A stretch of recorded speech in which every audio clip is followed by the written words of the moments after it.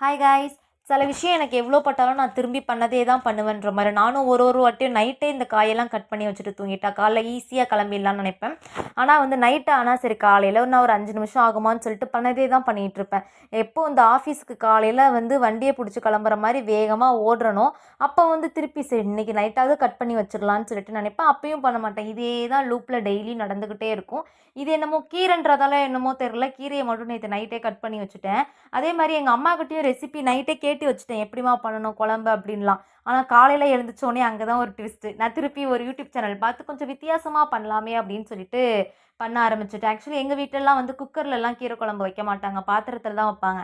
நம்ம கொஞ்சம் வித்தியாசமாக பண்ணலான்னு சொல்லிட்டு கடையிலன்னு சொல்லிட்டு கடைஞ்சிக்கிட்டு இருந்தேன். பரணி இதை பார்த்துட்டு என்ன கருமையா இது? கர்மம் இல்லைங்க, குருமா. என்னடி இது அப்படின்னு சொல்லிட்டு கேட்டான். இருடா உனக்கு பண்ணித்தரேன்னு சொல்லிட்டு கீரை எல்லாத்தையும் போட்டு சாப்பிட்டுட்டேன்.